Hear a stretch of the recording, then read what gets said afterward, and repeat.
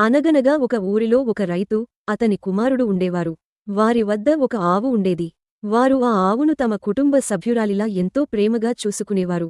ఆ ఆవు కూడా వారికి సమృద్ధిగా పాలు ఇవ్వడమే కాకుండా పొలం పనుల్లో రైతుకు ఎంతో సాయపడేది. కాలం గడుస్తున్న కొద్దీ ఆవుకు వయస్సు పైబడింది.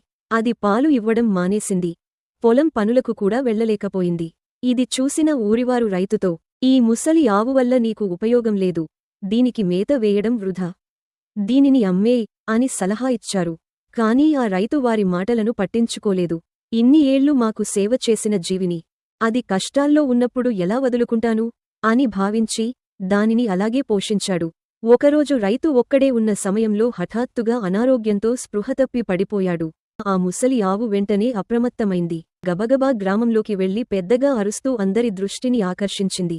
దాని ప్రవర్తనలో ఏదో తేడా ఉందని గమనించిన పొరుగువారు ఆవు వెంటే రైతు ఇంటికి వచ్చారు.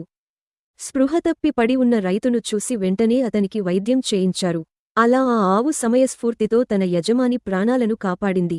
ఇది చూసిన ఊరివారు ఆశ్చర్యపోయి, "విశ్వాసానికి రూపం ఈ ఆవు" అని దానిని ఎంతగానో మెచ్చుకున్నారు.